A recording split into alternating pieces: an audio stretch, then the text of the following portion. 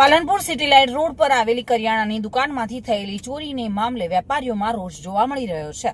થોડા દિવસ પહેલા કરિયાણાની દુકાનમાં વેપારી બાથરૂમ જવા ગયો હતો અને તે દરમિયાન અજાણ્યા શખ્સોએ દુકાનમાં ચોરી કરી હતી। એક્ટિવા પર આવેલા શખ્સો દુકાનના ગલ્લામાંથી ₹20,000 લઈને ફરાર થઈ ગયા હતા। જો કે પરત ફરેલા વેપારીએ પોતાના ગલ્લામાં નજર નાખતા પૈસા ગાયબ હતા। ત્યારે સીસીટીવીમાં તપાસ કરતા અજાણ્યા શખ્સો આ પૈસા લઈને ફરાર થઈ ગયા હોવાનું સામે આવ્યું હતું। ત્યારે વેપારી દીપક પટેલે પાલનપુર પૂર્વ પોલીસ મથકે સમગ્ર ઘટનાને લઈને જાણ કરી હતી। ત્યારે પોલીસે ઘટના સ્થળે પહોંચી અને ચોરીના મામલે તપાસ હાથ ધરી હતી।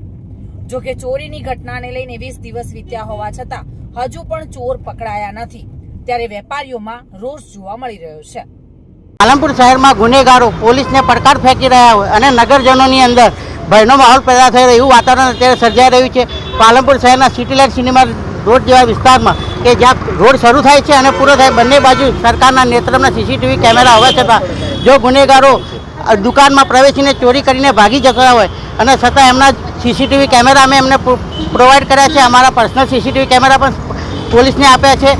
નેત્રમની અંદર પણ એ ચોરી કરતા શખ્સો પકડાઈ ગયા છે। એમના ગાડીનો નંબર પ્લેટ બધું અમે આપ્યા હોવા છતાં પણ આજે 20 દિવસ થયા હોવા છતાં પણ પોલીસ ગુનેગારોને હાજર કરતી નથી અને એના ઉપરથી એવું લાગે છે કે ક્યાંક પોલીસની પણ એમાં મિલીભગત એવું સર્જાઈ રહ્યું છે અને હજુ સુધી પણ અમે પોલીસને 1 અઠવાડિયાની મુદત આપીએ છીએ। જો એ લોકો અમારા ચોરોને અને ગુનેગારોને પકડીને હાજર નહીં કરે તો અમે એસપી સાહેબને આવેદનપત્ર આપવા માટે જવાના છીએ કે હવે એમને અહીંયા પોલીસ સ્ટેશન બંધ કરીને ચોરો અને ગુનેગારો માટેનું એક આખું સંવર્ધન કેન્દ્ર શરૂ કરી દેવું જોઈએ। અને આ ઘટનાથી પાલનપુરના સિટી લાઇટ સિનેમાના વિસ્તારના વેપારીઓમાં ખૂબ જ આક્રોશ છે પોલીસના વિરુદ્ધમાં। જે પોલીસ ઝડપી એમની પ્રક્રિયા કરીને અને ચોરોને એમને હાજર કરીને અને એ બધો ઉહાપો જે છે અને અસંતોષ જે પોલીસના વિરુદ્ધમાં છે એને શાંત કરવાનો પોલીસ પણ પ્રયત્ન કરે એવી અમારી લોક માંગણી છે।